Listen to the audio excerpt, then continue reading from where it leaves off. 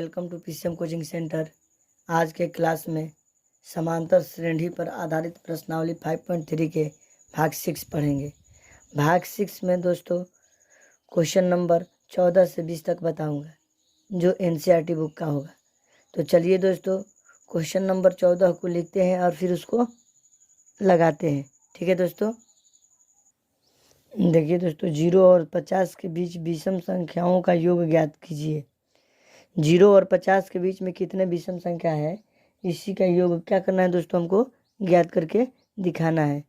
ठीक है दोस्तों, तो चलिए इस क्वेश्चन को लगाता हूँ। देखिए सॉल्यूशन,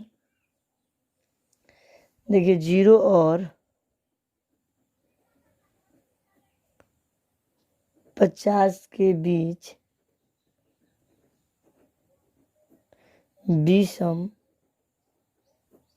संख्याएं क्या क्या होगा दोस्तों।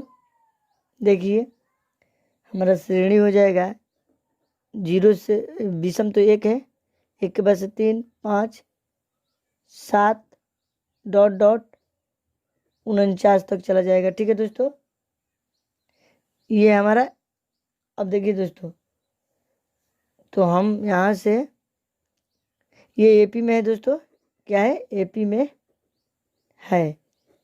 अब देखिए ये इसमें क्या दे रखा है 1, और डी हमारा क्या हो जाएगा दोस्तों A2 माइनस A1, तो 3 माइनस 1 बराबर 2। अब डायरेक्ट लिखते हैं क्योंकि दोस्तों आपने समानांतर श्रेणी का ये लास्ट चैप्टर पढ़ रहे हैं और अब डी आप लोग आसानी से निकाल लेते हैं। तो चलिए, अगर डी नहीं निकालने आता है तो हमारा पिछला वीडियो 5.2 को देखिए, उसमें सार अंतर आपको दिखाया जाएगा कि डी कैसे निकलता है। अब देखिए दोस्तों, ये अंतिम पद है ना दोस्तों, AN बराबर 49, अंतिम पद को L भी कहते हैं, L बराबर भी 49 लिख सकते हैं। ठीक है दोस्तों, चलिए अब हमारा सूत्र से दोस्तों, AN बराबर हमारा होता है, पहले N निकालेंगे दोस्तों। 0 और 50 के बीच में कितने विषम संख्या है, कितनी संख्या है, उस संख्याओं की संख्या निकालकर उसका योग ज्ञात कर लेंगे। ठीक है दोस्तों, तो AN बराबर A plus N minus 1 into D. ठीक है दोस्तों, अब देखिए AN का मान कितना दिया है इधर 49, A का मान ऊपर से 1 प्लस N माइनस 1, तो N माइनस 1 तो पता नहीं है, तो N का मान इसी तरह रख देते हैं -1 इंटू डी का मान 2 है। ठीक है दोस्तों, अब देखिए ये प्लस में है तो इधर आकर क्या होगा माइनस में, तो 49 में से 1 घट जाएगा तो क्या बचेगा, इधर आकर माइनस हो जाएगा। 49 में से 1 घटेगा तो 48, तो ये 48 हो गया। ठीक है दोस्तों, अब देखिए N माइनस 1 इंटू 2, ये दोस्तों गुना में है तो इधर अगर क्या होगा भागा, तो N माइनस 1 बराबर 48/2। तो यहाँ लिख देंगे 2 दूनी के 4, 2 चौका 8, 24। N माइनस 1 बराबर क्या आ गया दोस्तों 24, तो N बराबर हमारा क्या हो जाएगा 24, ये माइनस है तो इधर आकर ये क्या हो जाएगा प्लस में, तो N बराबर क्या हो जाएगा दोस्तों 24 1 25। ये तो हमारा N निकल गया। अब हमको बोल रहा था ना दोस्तों, तो कितने संख्या है, तो 25 ऐसे संख्या है, विषम संख्या है 0 और 50 के बीच में, तो हमें इसका इस संख्याओं का योग ज्ञात करना है ना। तो देखिए दोस्तों, पुनः सूत्र से अब संख्याओं का योग का सूत्र क्या होता है दोस्तों, SN बराबर N/2 कोष्ठ में A प्लस L अंतिम संख्या है, AN का मान है। ठीक है दोस्तों, चलिए तो हम देखते हैं 25/2 हो गया, सॉरी ये 25/2 कोष्ठ में। अब देखिए दोस्तों A का मान यहाँ पर 1 है, तो 1 प्लस L का मान 49 है, तो 25/2 गुना 49 है, कितना होता है 50। देखिए दोस्तों 25 दो मरत में कट गया, 50 2 25 50 हो जाता है। अब 25 गुना 25 करेंगे तो क्या आएगा, 25 गुना 25 625 होता है ना दोस्तों। तो इस तरह हमारा ये हमारा S25 का मान निकल कर आ गया। ठीक है दोस्तों, इस प्रश्न का आंसर हमारा आ गया। हमें उम्मीद है कि आपको समझ में अच्छी तरह से आया होगा। तो चलिए इसके अगले क्वेश्चन को, क्वेश्चन नंबर 15 को लिखते हैं और फिर उसको लगाते हैं। देखिए दोस्तों, निर्माण कार्य से संबंधित किसी ठेके में एक निश्चित तिथि के बाद कार्य को विलंब से पूरा करने के लिए जुर्माना लगाने का प्रावधान इस प्रकार है। पहले दिन के लिए 200 रुपया, दूसरे दिन के लिए 250 रुपया, तीसरे दिन के लिए 300 रुपया इत्यादि। अर्थात प्रत्येक उत्तरोत्तर दिन का जुर्माना अपने से ठीक पहले दिन के जुर्माने से 50 रुपये अधिक है। एक ठेकेदार को जुर्माने के रूप में कितनी राशि अदा करनी पड़ेगी यदि वह इस कार्य को 30 दिन विलंब कर देता है? तो देखिए दोस्तों, ये बहुत सिंपल क्वेश्चन है। यहाँ पर दे दिया है पहले दिन के लिए 200 रुपया, दूसरे दिन के लिए 250 रुपया, तीसरे दिन के लिए 350 रुपया, और उसके बाद से बोल रहा है प्रत्येक उत्तरोत्तर दिन का जुर्माना अपने से ठीक पहले दिन के जुर्माने से 50 अधिक है। ठीक है दोस्तों, तो एक ठेकेदार को जुर्माने के रूप में कितनी राशि अदा करनी पड़ेगी? तो यहाँ पर हमारा दे दिया है। देखिए दोस्तों, सॉल्यूशन पहले तो मान लेते हैं। माना एपी का प्रथम पद बराबर है सार्व अंतर बराबर डी। तो देखिए दोस्तों, तो हमारा एपी यहाँ पर ए बराबर कितना दिया है, हम इसको डायरेक्ट बना सकते हैं या श्रेणी लिखकर भी बना सकते हैं। ठीक है दोस्तों, तो ये तो मैंने मान लिया। यहाँ देखिए, अब प्रश्न से डायरेक्ट बना रहा हूँ दोस्तों। ए बराबर पहले दिन का किराया कितना है दोस्तों? 200। ये दूसरे दिन का किराया है 250, तीसरे दिन का 350। तो ये A1, A2 और A3 दे दिया है। तो हमको डी निकालना है। तो डी कैसे होगा दोस्तों? 250 में से 200 घटाएंगे। ठीक है दोस्तों, 250 में से 200 घटा देंगे। तो ये हमारा डी कितना आ जाएगा दोस्तों? 50। डी हमारा पता चल गया। और कितने दिन तो के लिए काम को विलम्ब कर रहा है दोस्तों? तो 30 दिन। तो एन बराबर हमारा क्या दे दिया है? 30। तो हम एस एन का सूत्र निकाल। एस एन बराबर क्या होता है सूत्र दोस्तों? एस एन का सूत्र होता है n/2 कोष्ट में 2a plus n-1 into D. ठीक है दोस्तों, तो हमें कितना निकालना है? S30 का मान निकालना है। S30 बराबर 30/2 कोष्ट में 2a का मान दोस्तों 200 है, तो 200 प्लस 30-1 इंटू डी का मान है दोस्तों हमारा 50। ये हो गया 50। ठीक है दोस्तों, अब देखिए इसके बाद देखिए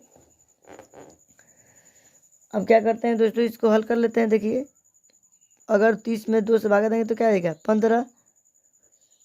अब देखिए दोस्तों, 2 दूनी के 4, 400 प्लस ये 30 में से 1 घटेगा तो 29, 29 गुना 50 करेंगे तो क्या आ जाएगा दोस्तों? हमारा 1450 आ जाएगा। क्या आ जाएगा? 1450। ठीक है दोस्तों, 15 गुना, अब 400 और 1450 को जोड़ेंगे तो कितना आ जाएगा दोस्तों? 1850। 14 4 18 होता है ना, 1850।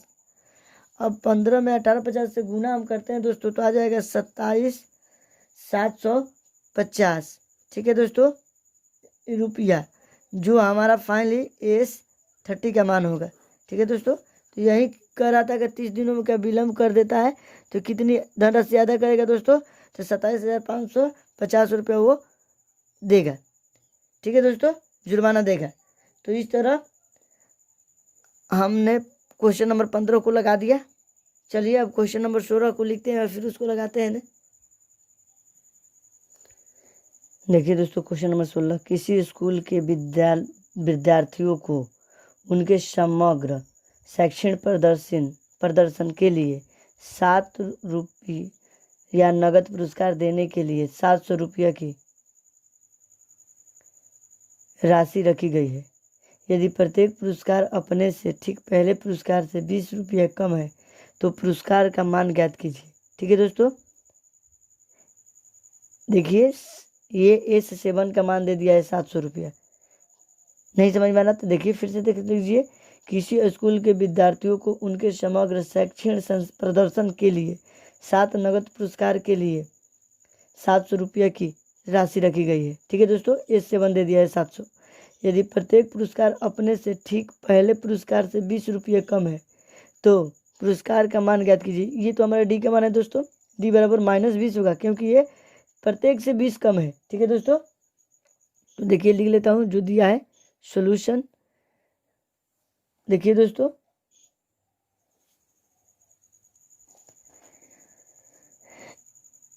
दिया है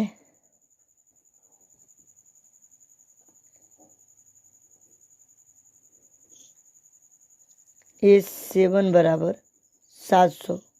ठीक है दोस्तों, डी बराबर -20। मान लेते हैं दोस्तों, माना एपी का प्रथम पुरस्कार या पद पुरस्कार बराबर ये मान लेते हैं। ठीक है दोस्तों, तो देखिए प्रश्न से S7 बराबर हमारा क्या दिया है दोस्तों 700। तो S7 का सूत्र क्या होगा दोस्तों, S7 सूत्र होता है 7/2 n के रूप में डाल दे दिया 2a + n-1। तो 7 - 1 इंटू डी का मान क्या है दोस्तों -20 कोष्ठ बंद बराबर 700। ठीक है दोस्तों, अब देखिए ये भागा में तो इधर अगर गुना में जाएगा, ये गुना में तो इधर अगर भागा में, तो हम करते हैं 2a, इसको हल करते हैं प्लस ये देखिए दोस्तों 7 में से 6 एक जाएगा तो क्या बचेगा 6, और 6 में 20 से गुना करेंगे तो 20 6 का 20 से प्लस और माइनस क्या हो जाएगा माइनस, तो ये तो माइनस हो जाएगा 120 बराबर 700। ये भागा में तो इधर अगर गुना हो गया, 7 गुना में तो इधर अगर क्या हो जाएगा भागा।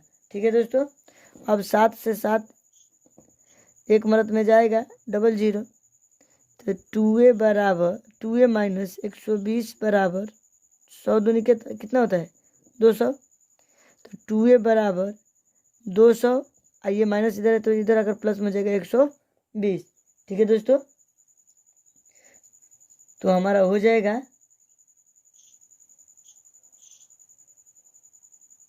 2a बराबर ये 0 0 2 मिलकर 2 हो जाएगा, 2 और 1 3, 320। तो a बराबर क्या हो जाएगा दोस्तों, इसको काट देते हैं, गुना में इधर आकर भागा में हो जाएगा 2 एकम 2 और 2 छक्का 12 0, मतलब कि a बराबर 160 आ गया।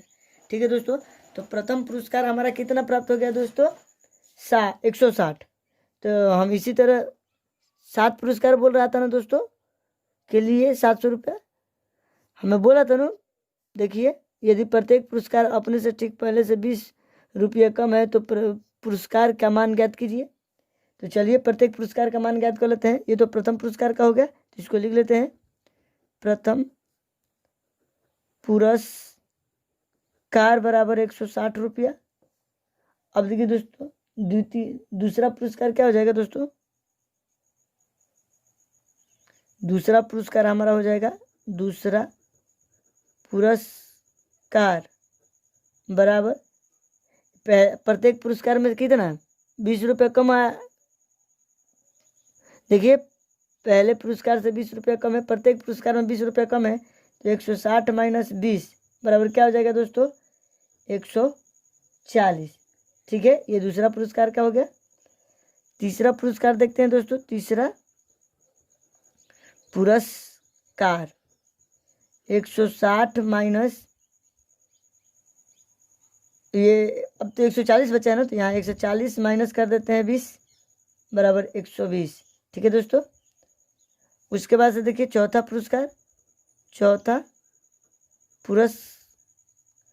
पुरस्कार अब 120 माइनस 20 कर देते हैं 100। पांचवा पुरस्कार, पांचवा पुरस्कार 100 माइनस 20 बराबर 80। ठीक है दोस्तों, अब देखिए छठा पुरस्कार, छठा पुरस्कार ये हो जाएगा 80 माइनस 20 बराबर 60। तो 7वां पुरस्कार 60 माइनस 20 बराबर क्या हो जाएगा दोस्तों 40। तो इस तरह हमारा दोस्तों 7वां पुरस्कार प्राप्त हो गया, पहला दूसरा से लेकर 7वां तक। ठीक है दोस्तों, ये हमारा फाइनली यहाँ पर क्या हो जाएगा आंसर हो जाएगा। दोस्तों अगर ये आपको नहीं समझ में आ रहा तो इसका दूसरा भी मेथड होता है। अगर आप लोग इसको पढ़िए पहले, अगर नहीं समझ में आता है तो कमेंट कीजिएगा, मैं दूसरा भी मेथड इसको बनाकर आपको दे दूंगा। दूसरा तीसरा जो भी मैं एक मेथड को 3 4 5 तरीके से बना देता हूँ लगभग दोस्तों। तो आपको ये मेथड समझ में नहीं आएगा तो हम दूसरा भी बना देंगे, आप कमेंट कर लीजिएगा। ठीक है दोस्तों, चलिए अब क्वेश्चन नंबर 17 को लिखते हैं और फिर उसको लगाते हैं। देखिए दोस्तों, एक स्कूल के विद्यार्थियों ने वायु प्रदूषण कम करने के लिए स्कूल के अंदर और बाहर पेड़ लगाने के बारे में सोचकर यह निर्णय लिया गया कि प्रत्येक कक्षा के प्रत्येक अनुभाग अपनी कक्षा की संख्या के बराबर पेड़ लगाएगा। उदाहरण, वन का एक अनुभाग 1 पेड़ लगाएगा। ठीक है दोस्तों, 1 का एक अनुभाग है, कक्षा 1 का 1 पेड़ लगाएगा। कक्षा 2 का एक अनुभाग 2 पेड़ लगाएगा। कक्षा 3 का एक अनुभाग 3 पेड़ लगाएगा, इत्यादि, और ऐसे कक्षा 12 तक के लिए चलता रहेगा। ठीक है दोस्तों, तो प्रत्येक कक्षा के 3 अनुभाग हैं। इस स्कूल के विद्यार्थियों द्वारा लगाए गए कुल पेड़ों की संख्या ज्ञात कीजिए। अब बोल रहा है दोस्तों, ये एक अनुभाग 1 पेड़ लगाएगा, 2 अनुभाग 2 पेड़ लगाएगा, मतलब कि प्रत्येक अनुभाग 1 पेड़ लगा रहा है। अब प्रत्येक कक्षा के पास कितना अनुभाग है दोस्तों 3 है, तो हर कक्षा के लिए 3 पेड़ लगेगा। ठीक है दोस्तों, पहला कक्षा के लिए 3, दूसरे कक्षा के लिए भी 3, तीसरे कक्षा के लिए भी 3। तो इसको क्रम में सरियाएंगे तो कैसे होगा तो दोस्तों पेड़ों की कुल संख्या, देखिए इसको लगा देता हूँ। सॉल्यूशन इजी है दोस्तों, देखिए कुल पेड़ों की संख्या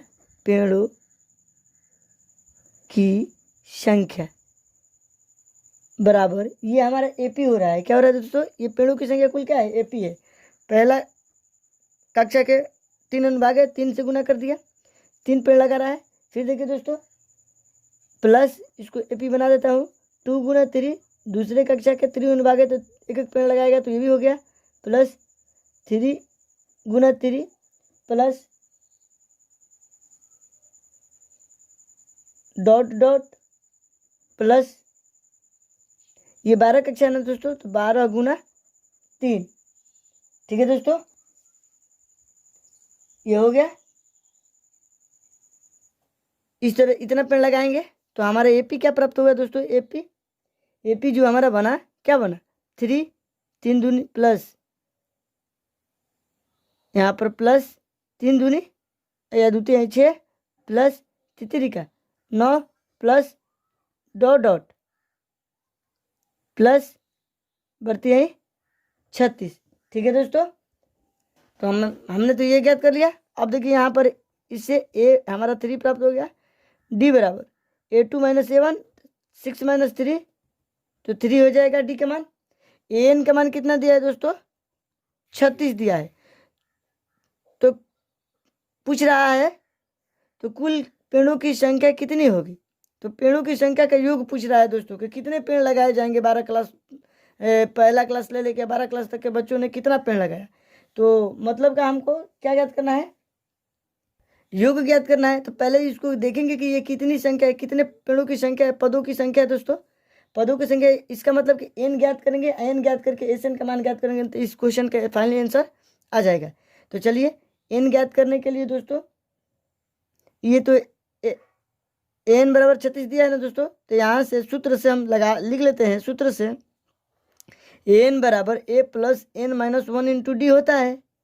एन का मान 36 है, बराबर ए का मान कितना है 3 प्लस एन का मान पता नहीं है तो एन माइनस 1 इंटू डी का मान दोस्तों हमारा 3 है।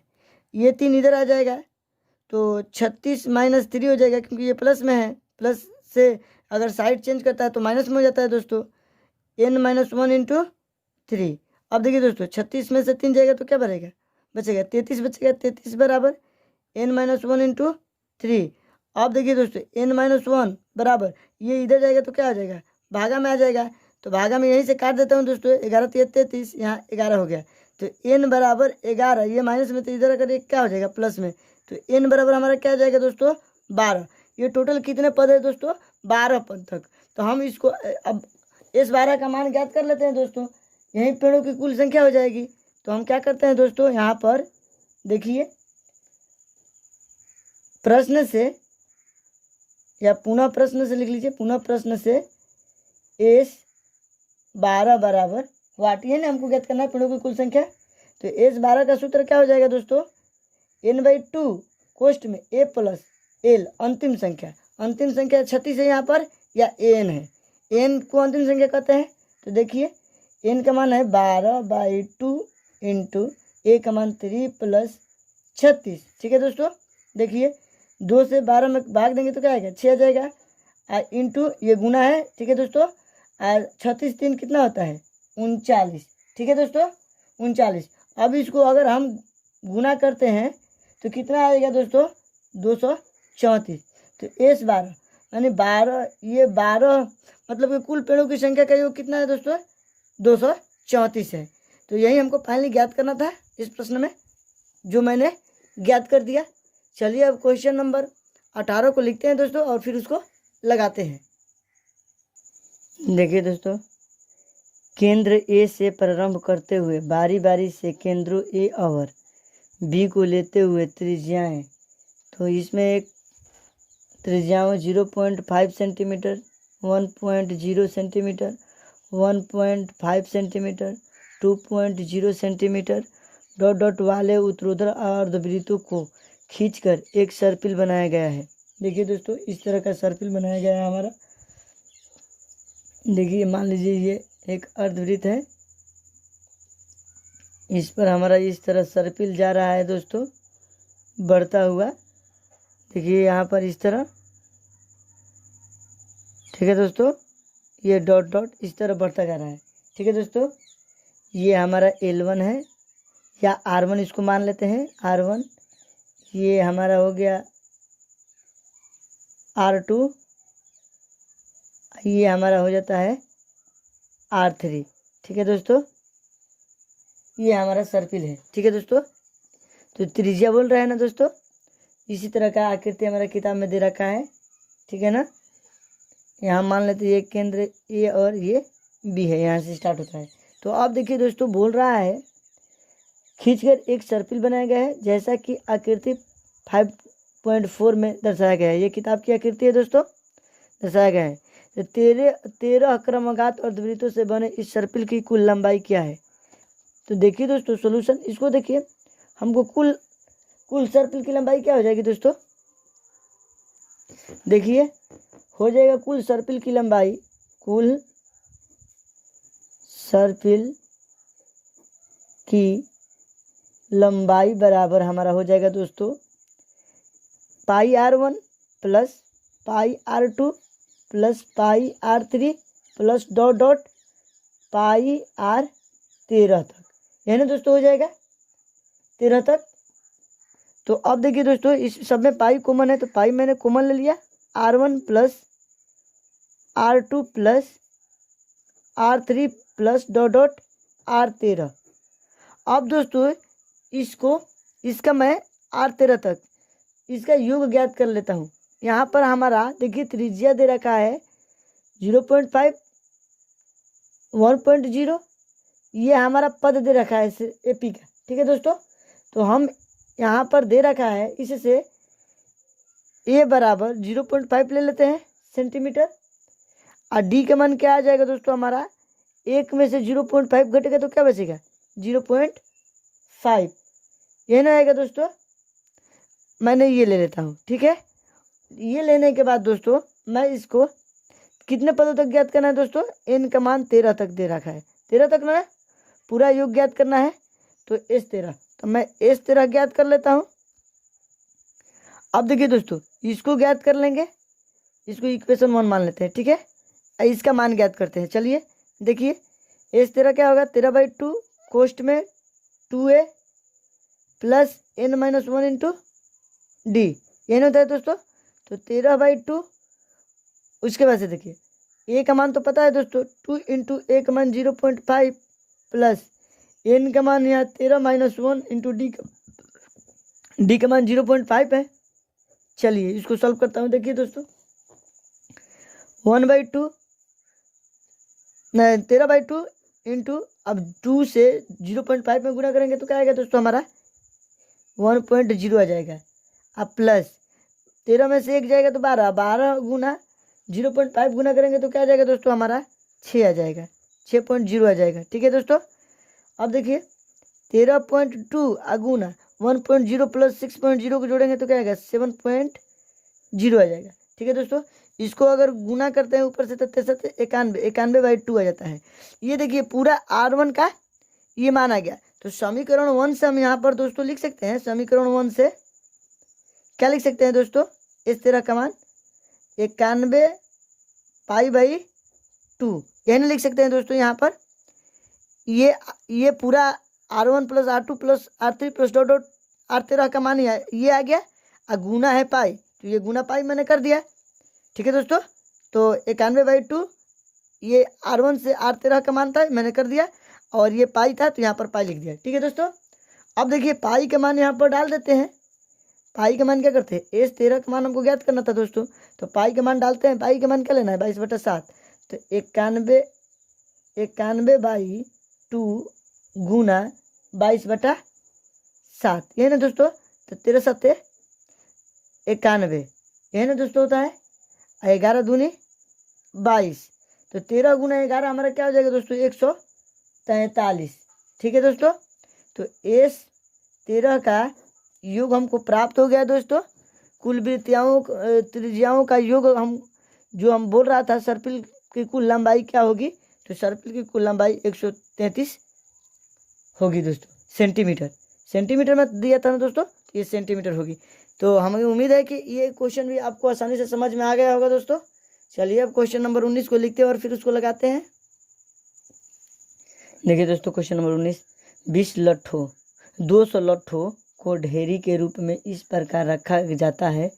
सबसे नीचे पंक्ति में 20 लट्ठे, उससे अगली पंक्ति में 19 लट्ठे, उससे अगली पंक्ति में 18 लट्ठे इत्यादि में 200 लट्ठे कितनी पंक्तियों में रखे गए हैं तथा सबसे ऊपरी पंक्ति में कितने लट्ठे हैं। तो आप बुक में आकृति को देखिए दोस्तों, ये बुक में आकृति को देखिए, लट्ठों को सरिया गया है 200 लट्ठों को, और बोल रहा है कि सबसे नीचे वाली पंक्ति में 20 है, उसके ऊपरी वाली पंक्ति में 19 और उसके ऊपरी वाली पंक्ति में 18। इस तरह कितने पंक्ति लगेंगे। तो चलिए पहले दोस्तों इसको पंक्तियों को मान निकालेंगे, उसके बाद से हम चेक करेंगे कि उस पंक्ति में कितने लट्ठों की संख्या है। ठीक है दोस्तों। तो चलिए मानता हूँ सॉल्यूशन। माना एपी का प्रथम पद ए तथा सार्व अंतर डी मान लेता हूँ। ठीक है दोस्तों। तो हमारा दे दिया है दोस्तों, सबसे निचला पंक्ति में कितना दिया है 20, तो उसको प्रथम मानता हूँ। तो प्रश्न से दे दिया है, प्रश्न से दिया है, क्या दिया है दोस्तों, ए बराबर 20 दे दिया है और डी बराबर, ये देखिए ये पहला पंक्ति ये दूसरा पंक्ति, तो दूसरा पंक्ति में से पहला पंक्ति को घटाते हैं डी का मान, तो -19 में से -20 को घटाएंगे तो -1 आ जाएगा। ठीक है दोस्तों। अब एस एन का मान कितना दिया है 200 लाठी, कुल लाठी का योग कितना दिया है 200, है ना दिया दोस्तों। तो अब हम इसमें ज्ञात करेंगे दोस्तों, एस एन बराबर एन का मान ज्ञात करेंगे n/2 कोष्ठ में 2a + n-1 इंटू डी। ठीक है दोस्तों। n का मान तो हमको पता नहीं है, तो n/2 इसको लिख देते हैं। एस एन का मान 200 है तो यहाँ पर 200 कर लिया। ठीक है दोस्तों। अब देखिए 2a का मान 20 + n-1 इंटू डी का मान -1। ठीक है दोस्तों। अब देखिए ये भागा में इधर आकर गुना में हो जाएगा, तो 200 गुना 2 करेंगे तो क्या आ जाएगा 400 बराबर n। ये देखिए दोस्तों 20 दूनी 40। ठीक है दोस्तों। तो इसको करते हैं 40 + उसके बाद से देखिए ये n में प्लस माइनस क्या होता है माइनस, ये माइनस हो जाएगा, ये माइनस, अब n गुना 1 क्या हो जाएगा माइनस n। ये देखिए minus plus minus minus, minus minus क्या हो जाएगा प्लस, एक में एक से गुना करेंगे तो एक आ जाएगा। ठीक है दोस्तों, अब देखिए 400 बराबर ये 40 एक 41 हो जाएगा ना दोस्तों, तो minus n square plus 41n। ठीक है दोस्तों, अब इतना करने के बाद से अभी क्या करते हैं, यहाँ हम इस माइनस इसमें से कॉमन ले लेते हैं दोस्तों, -1 कॉमन लेंगे तो क्या बच जाएगा n स्क्वायर माइनस 41n। ठीक है दोस्तों, बराबर 400। अब देखिए दोस्तों, अब इसको इधर लेके जाते हैं तो n स्क्वायर माइनस 41n बराबर -400। अब इधर आ जाएगा n स्क्वायर माइनस 41n, ये माइनस इधर आएगा तो क्या आ जाएगा, साइड चेंज करेगा तो प्लस 400 बराबर 0। ठीक है दोस्तों, इतना तो हमारा हो गया। अब देखिए दोस्तों, अब हम इसका द्विघात समीकरण निकाल लेते हैं। तो a गुना c करेंगे ना तो कितना आएगा, 25 और 16 को गुना करते हैं तो 25 और 16 होगा। ठीक है दोस्तों, ये 400 हो जाएगा। 400 का अगर हम खंड करेंगे तो 25 और 16 आएगा, तो n square minus 25n minus 16n, 16 और 25 मिलकर 41 हो जाता है दोस्तों। मान में भी मध्य पद में भी कोई विभक्त होगा तो कोई अंतर नहीं आएगा, प्लस 400 बराबर 0।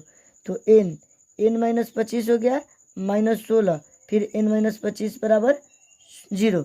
अब n माइनस 16 हो गया, अब फिर n माइनस 25 बराबर 0 हो गया। अब देखिए दोस्तों, यहाँ पर सॉल्व कर देता हूँ। यहाँ देखिए एक बार n माइनस 16 को 0 के साथ तुलना, फिर n माइनस 25 को 0 के साथ तुलना करेंगे, दोनों को तुलना करते देखिए तो n माइनस 16 बराबर 0, तो n बराबर क्या हो जाएगा दोस्तों 16।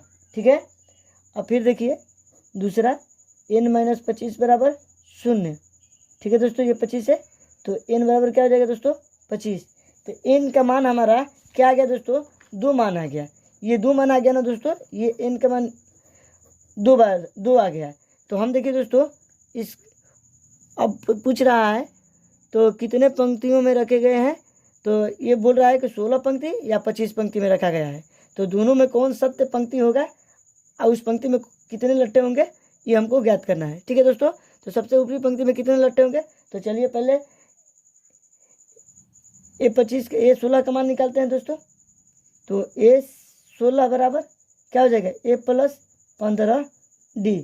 ठीक है दोस्तों, तो ए का मान हमारा कितना है 20 प्लस 15 गुना -1, तो 20 प्लस माइनस 15 बराबर 5। 16वें पंक्ति में 5 लट्ठे आएंगे दोस्तों, एक एक कम करेंगे तो सबसे ऊपरी पंक्ति में। ठीक है दोस्तों, अब देखिए उसके बाद से देखिए a 25 का भी चेक कर लेता हूँ, a प्लस 24d, तो ये हो जाएगा 20 प्लस, अब इसको करेंगे दोस्तों तो 24 गुना -1, तो 20 प्लस माइनस हो जाएगा 24 बराबर -4। ये दोस्तों अमान्य हो जाएगा।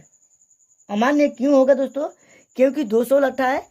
अब ऊपर अगर हम इसको बारी बारी से पंक्ति बाई पंक्ति सरियाते जाते हैं एक एक कम करके, तो ऊपर भी तो कुछ होगा। ये नहीं कि माइनस में चला जाएगा, जीरो तो होता नहीं, जीरो तो होगा नहीं, तो ये क्या हो जाएगा, इसीलिए ये अमान्य हो जाएगा। तो हम कह सकते हैं दोस्तों, अतः कुल पंक्तियों की संख्या कितना बनेगी 16। कितना बनेगी दोस्तों, कुल पंक्तियों की संख्या 16 बनेगी। तो हम यहाँ लिख देते हैं, कुल पंक्तियों की संख्या 16 बनेगी दोस्तों। और उसके बाद से 16वें पंक्ति में कुल लट्ठों की संख्या क्या आएगी 5 आएगी, तो यही हमारा आंसर होगा। तो हम इसको, ये हमारा फाइनली क्या हो जाएगा दोस्तों, 16वें पंक्ति में लट्ठों की संख्या 5, यही हमारा फाइनली आंसर हो गया। तो हमें उम्मीद है कि दोस्तों ये भी क्वेश्चन आपको आसानी से समझ में आ गया होगा, क्योंकि मैं तो कहना नहीं चाहिए, लेकिन मैं अपनी तरीक़े से बताता हूँ जिससे बच्चों बहुत संतुष्ट होते हैं।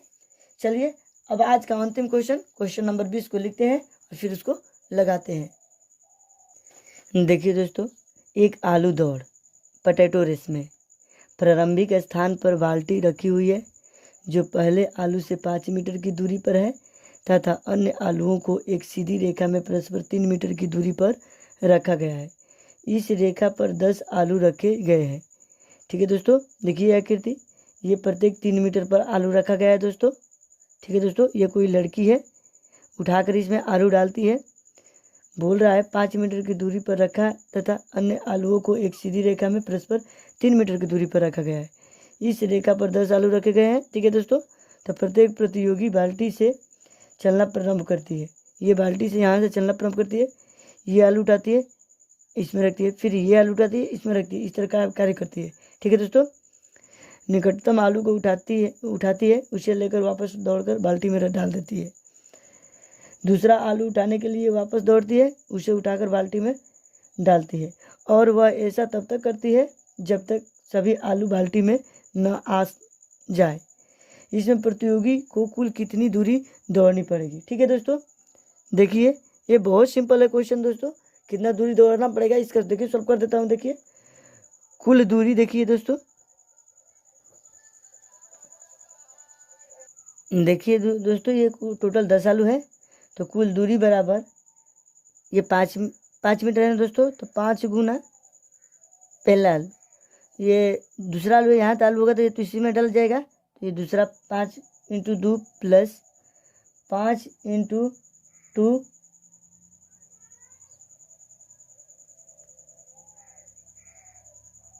5 × 3, सॉरी दोस्तों, यहाँ देखिए इसको फिर से देखिए, कुल दूरी 5 × 2 plus 5 + 3 × 2 plus 5 + 3 + 3 × 2 plus dot dot plus, इस तरह कितना जा रहा है 10 पदों तक जा रहा है। ठीक है, 10 पदों तक। ठीक है दोस्तों, 10 पदों तक जा रहा है, तो हमारा एपी क्या प्राप्त हो जाएगा, 5 दूनी 10, 5 3 8 8 दूनी 16, ये देखिए 5 3 8 8 3 11 11 दूनी 22, ये प्लस प्लस है तो इसको प्लस प्लस बीच में दे देते हैं। ठीक है दोस्तों, बराबर डॉट डॉट प्लस 10 पदों तक, ये है दोस्तों 10 पदों तक। तो हमारा इसमें ए बराबर 10 आ गया, डी का मान हो जाएगा 16 में से 10 जाएगा तो 6, ये 16 - 10 बराबर 6 कर देता हूँ। ठीक है दोस्तों, अब देखिए एन बराबर हमारा कितना दिया है, 10 दे दिया है, तो हम एस एन का मान ज्ञात कर लेते हैं। एस एन बराबर n/2 कोष्ट में 2a + n - 1 × d। ठीक है दोस्तों, तो एस 10 बराबर 10/2, 2a का मान हमारा 10 है प्लस n - 1, तो n के जगह पे तो 10 दिखेंगे, 10 - 1 × d का मान 6। ठीक है दोस्तों, 10 में 2 से भाग देंगे तो ये आ जाएगा 5। अब देखिए 5 10 दूनी 20 प्लस 10 में से एक जगह 9, 9 × 6 9 × 6 54। ठीक है दोस्तों, अब यहाँ पर देखिए दोस्तों 5 × 54 और 20 कितना होता है दोस्तों, तो 54 20 74 होता है, 74। अगर हम इसको गुना करते हैं दोस्तों तो आ जाएगा 370, तो ये S10 का दूरी आ गया 370। ठीक है दोस्तों, मीटर। यही हमारा फाइनली क्या हो जाएगा दोस्तों, क्वेश्चन नंबर 20 का आंसर हो जाएगा। अगर आपको नहीं समझ में आ रहा तो देख लीजिए दोस्तों, ये 5 मीटर की दूरी पर पहला आलू रखा गया है, यहाँ से 5 मीटर जाएगा, अब फिर यहाँ से आएगा, यहाँ बाल्टी पे से कोई व्यक्ति है तो यहाँ से जाएगा, फिर यहाँ से आएगा, तो 5 × 2 ये प्रथम पद नहीं हुआ। ठीक है दोस्तों, प्लस अगर आपको नहीं ये समझ में आया तब बता रहा हूँ। अब देखिए फिर यहाँ से, फिर देखिए ये यहाँ से यहाँ आया, तो ये 5 + 3, अब फिर यहाँ आया, कितने बार, एक बार फिर गया और फिर यहाँ आया, तो 5 + 3 × 2, समझ गए। दूसरे आलू को उठाएगा बाल्टी में रखेगा तो इतना दूरी लगेगा। फिर देखिए तीसरा आलू के लिए दोस्तों यहाँ से फिर चलना प्रारंभ करेगा, तो 5 + 3 + 3 तो चला, अब फिर ये चला गया, तो 2 बार नहीं हो गया दूरी, तो यही तो किया हूँ, प्लस डॉट डॉट 10 पदों तक। ठीक है दोस्तों, समझ गए बात करूँ। इसी तरह ये पी बनाकर इसको सॉल्व किया, S10 आ जाता है n का मान, और 10 पदों का योग मैंने इतना ज्ञात कर दिया, तो कुल दूरी हमारा 370 मीटर आ गया। तो हमें उम्मीद है कि आपको ये भी क्वेश्चन आसानी से समझ में आ गया होगा। तो चलिए दोस्तों, आप लोग फटाफट इन सारे प्रश्नों को कॉपी में नोट कर ले या स्क्रीनशॉट ले ले। नहीं समझ में आ रहा है तो कमेंट करें। अगर मेरी वीडियो आपको पसंद आ रहा है दोस्तों तो लाइक शेयर तो सब्सक्राइब करें और अंत में बेल आइकन को प्रेस कर दें, ताकि जब भी मैं लेटेस्ट वीडियो बनाऊं तो सबसे पहले आपको मिले। जब तक आप लेटेस्ट वीडियो के इंतजार करेंगे और बेल आइकन को नहीं दबाएंगे तो नहीं मिलेगा दोस्तों, इसलिए बेल आइकन को दबाना बहुत ज़रूरी है। आज के रस्म में इतना ही फ्रेंड्स, जय हिंद।